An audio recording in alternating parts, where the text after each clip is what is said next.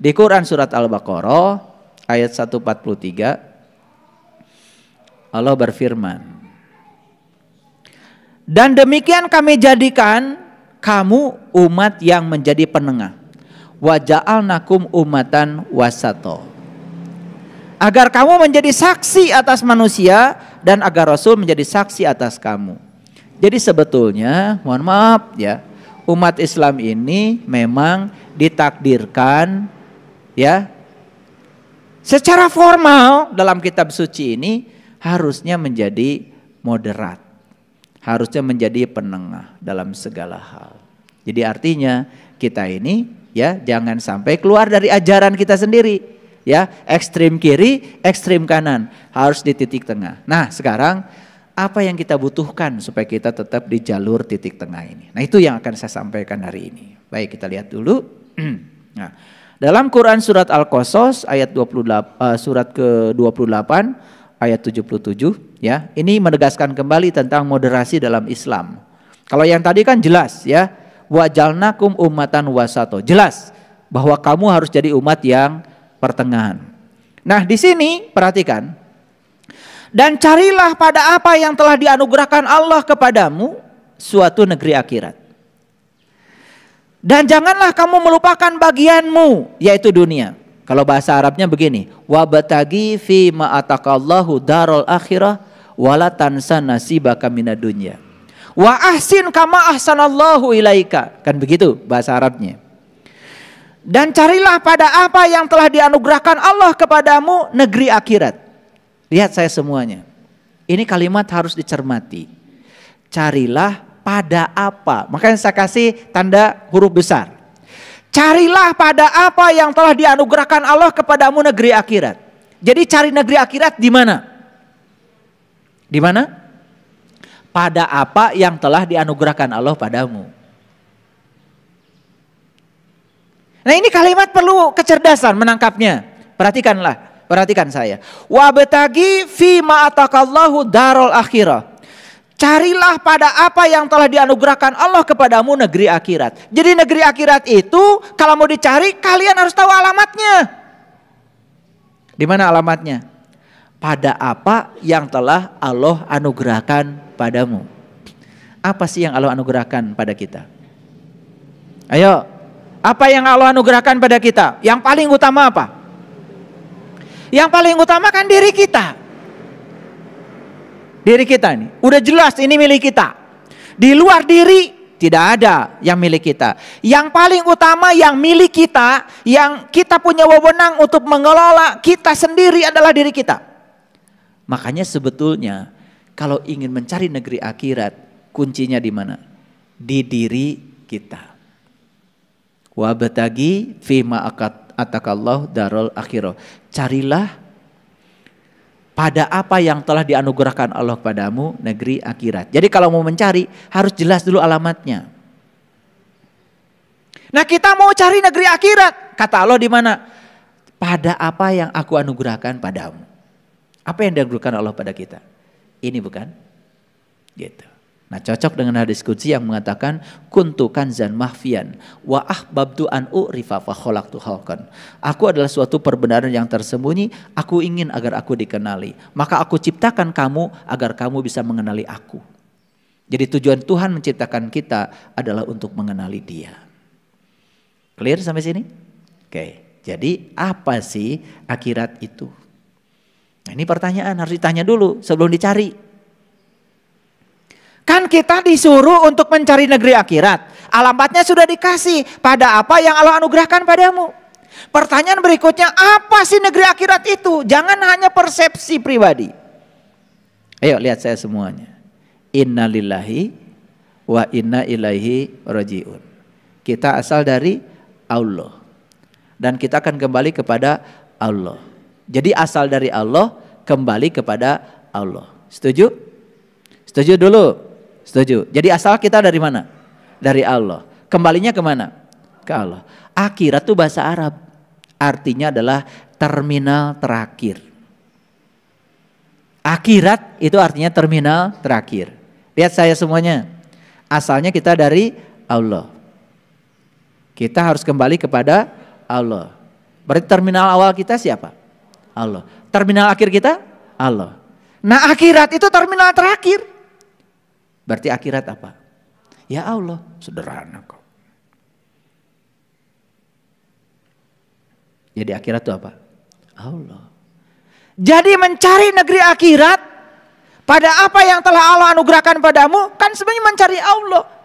Dan Allah berulang kali mengatakan di Quran, aku bersamamu lebih dekat kepadamu daripada urat nadi lehermu. Bahkan kemanapun kamu pergi, aku tidak pernah jauh dari dirimu. Wa huwa ma'akum aynama kuntum wa nahnu aqrab ilaihi min hablil warid. Sebegitu jelas Allah ngasih alamat pada kita. Jangan keluar dari dirimu, carilah aku di dalam dirimu. Gitu. Awas, bukan berarti Allah ada di dalam. Hati-hati. Karena kalau kita mengatakan Allah ada di dalam, berarti Allah tidak ada di luar. Awas, ini mulai ngaji nih. Karena kita sudah terperangkap oleh pikiran kita yang kadang-kadang dangkal pikirannya. Di lain sisi Allah mengatakan, aku meliputi segala ufuk. Jadi Allah di lain sisi mengatakan aku meliputi segala ufuk, meliputi seluruh semesta. Tapi Allah mengatakan aku bersamamu, lebih dekat kepadamu daripada urat lehermu. Bingung kan bagi orang yang tidak cerdas? Ini Allah di luar apa di dalam? Di mana Allah? Di luar apa di dalam? Tidak di luar, tidak di dalam. Tidak di atas, tidak di bawah, tidak di depan, tidak di belakang. Tidak di kiri, tidak di kanan. Kalau kata-kata di itu untuk ruang. Kalau kita berbicara ruang, berbicara materi. Sedangkan Allah melampaui ruang dan waktu. Laisa kamislihi syai'un. Pusing-pusing gak apa-apa ya. Makanya Allah tidak bisa dijelaskan, tidak bisa diterangkan, tidak bisa dipelajarkan. Bahkan beliau tidak punya nama. Tapi bisa ditemui. Ahli astronomi melihat bintang pakai apa? Pakai teleskop. Apakah di dalam teleskop ada bintang? Ya bintangnya tidak dimasukkan ke dalam teleskop, tapi teleskop bisa melihat bintang. Ngerti? Ini gambaran sederhana. Jadi sebenarnya tubuh kita itu hanya sarana seperti teleskop. Untuk melihat dia.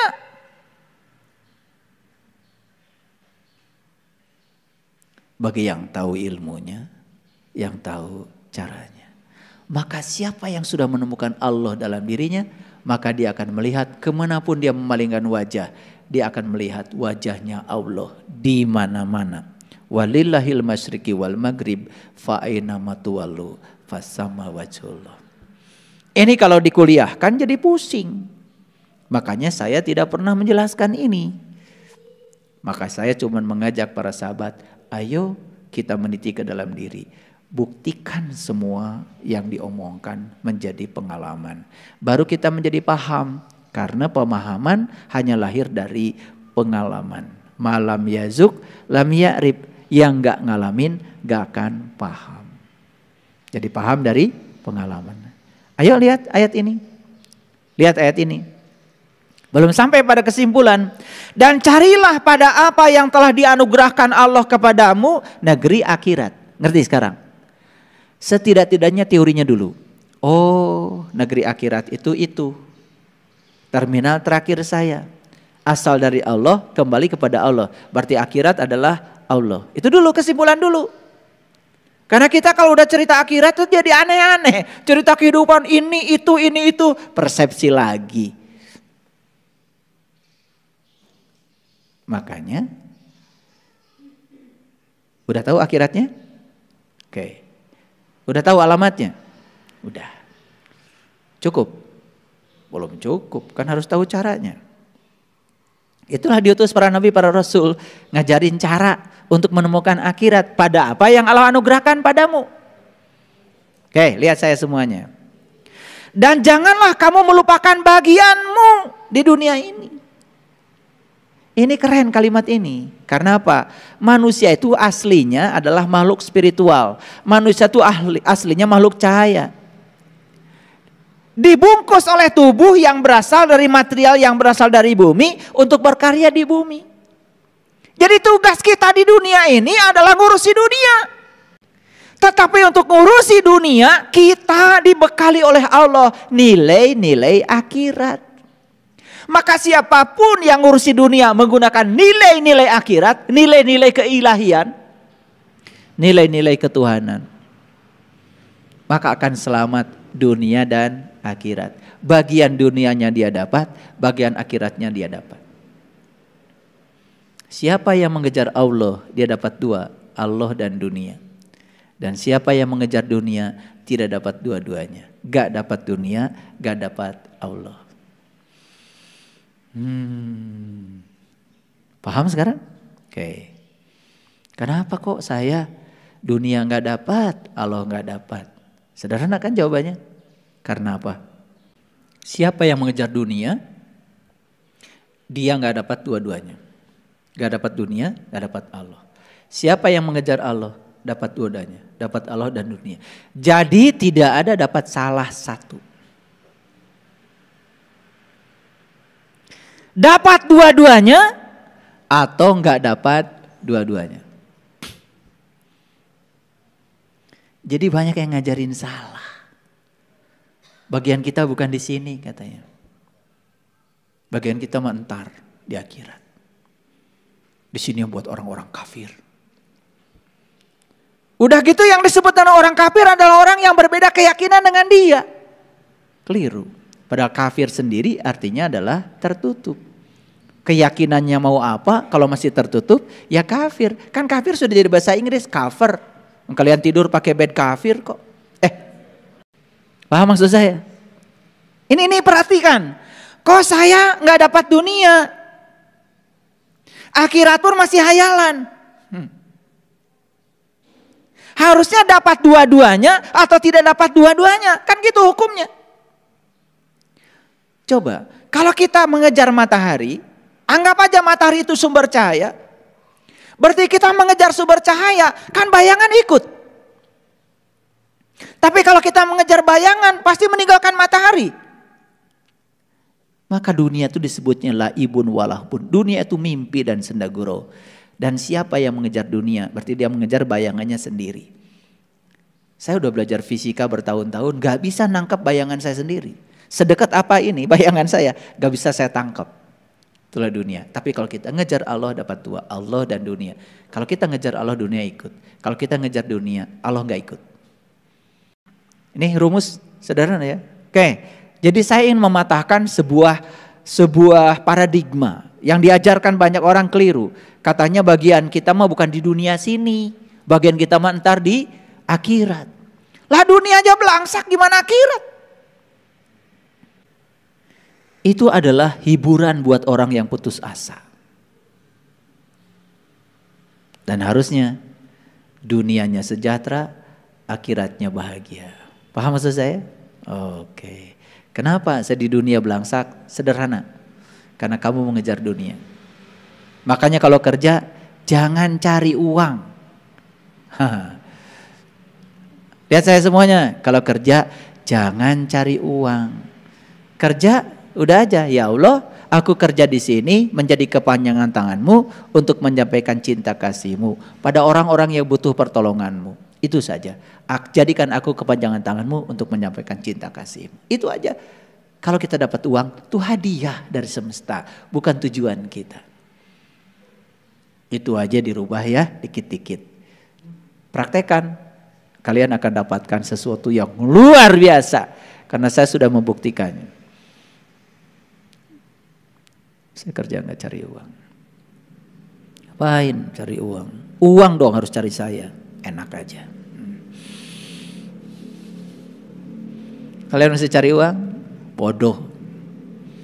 Biarkan uang cari kita. Gimana caranya uang cari kita? Ya punya keahlian.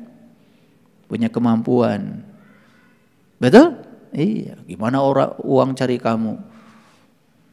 Sekolah enggak. Punya keterampilan? Enggak. Punya ilmu? Enggak. Bisa mijit enggak? Siapa yang bisa mijit? Kalian bisa mijit aja dicari uang. Coba bisa mijit. Posting aja di IG-mu itu. Mijit sejam. Langsung cenghar.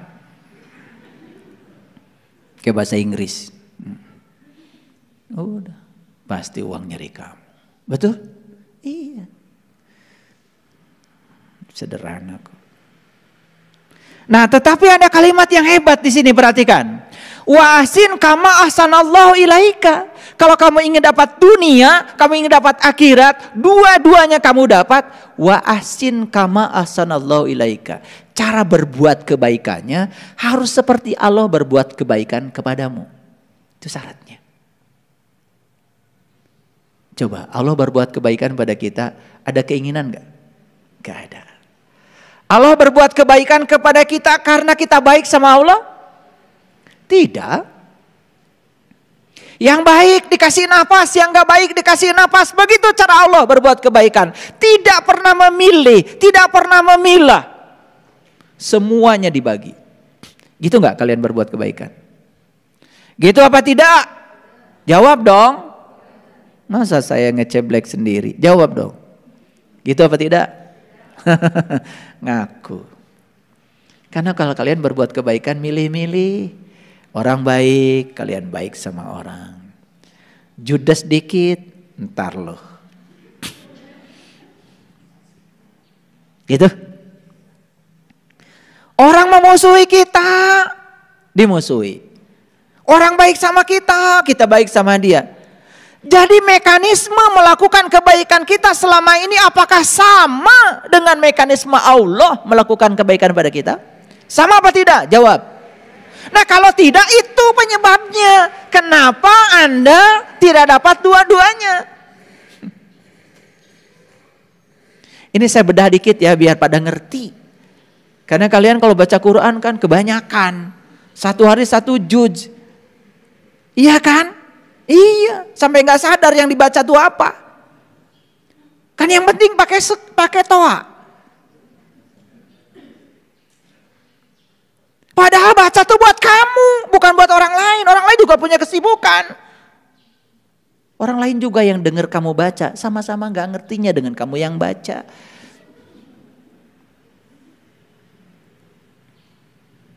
Kamu aja merasa paling hebat kalau udah baca. Makanya kalau dibuka, nih satu ayat aja, satu ayat. Saya tanya, kalian ingin dapat dunia dan akhirat? Yes. Tahu caranya? Dikasih tahu caranya di sini. Caranya wa ahsin kama ahsanallahu ilaika. Cara kamu berbuat baik harus seperti Allah berbuat baik kepada kamu. Kalau itu kau lakukan, kau akan dapat dua-duanya. Jadi pertanyaan itu sekarang bisa dijawab. Kenapa saya tidak dapat dua-duanya? Lahirnya belangsak, batinnya juga belangsak. Luarnya mengerikan, dalamnya lebih-lebih. Kenapa? Sudah tahu jawabannya sekarang. Karena Anda melakukan kebaikan tidak seperti Allah melakukan kebaikan pada Anda. Jadi harus dicairkan seperti ini supaya ngerti. Sehingga keluar dari sini itu kalian bukan sekedar kenapa tadi dapat apa tadi ngaji? Dapat pahala. Kapan pahalanya? Entar di akhirat. Gimana sih? Mau aja gitu-gitu. Pahalanya kalian dapat di sini. Apa? Pencerahan. Ternyata saya tahu jawabannya. Selama ini saya tidak dapat dua-duanya karena saya melakukan kebaikan tidak seperti Allah melakukan kebaikan pada saya. Apa follow up-nya? Setelah ini saya akan melakukan kebaikan seperti Allah melakukan kebaikan pada saya. Saya akan baik pada semua orang. Apakah orang itu baik atau tidak baik sama saya? Saya akan sayang pada semua orang. Apa itu keluarga saya atau bukan keluarga saya? Apakah ada kaitan dengan saya atau tidak ada kaitan dengan saya. Akan sayang pada semua makhluk. Apakah itu manusia, apakah itu binatang, apakah itu tumbuh-tumbuhan. Saya akan peduli pada semuanya. Saya tidak akan membeda-bedakan lagi. Seperti Allah berbuat kebaikan kepada saya. Gitu, keluar dari sini gagah. Paham maksud saya? Keluar dari sini, keluar mata merah. Teler. Ngaji sama ya guru dapat apa? Apa ya? Ya guru ngomong apa ya? Begitu ada comro baru.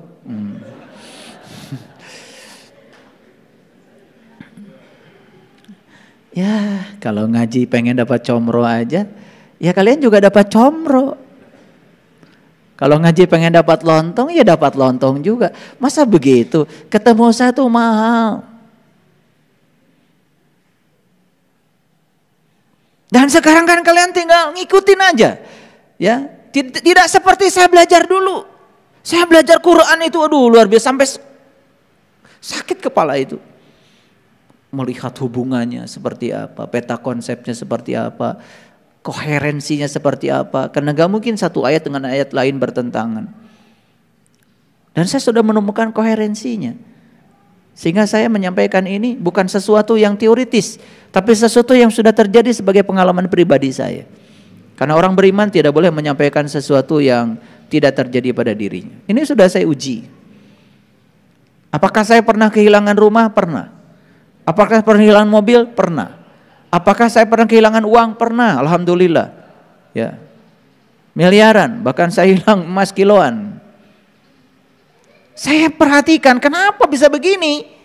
Dan itu adalah teguran yang luar biasa bagi saya. Makanya tidak ada kesalahan. Yang adalah pembelajaran. Saya ketemu jawabannya. Dari ayat ini jawabannya. Setelah saya praktekkan ayat ini, keren.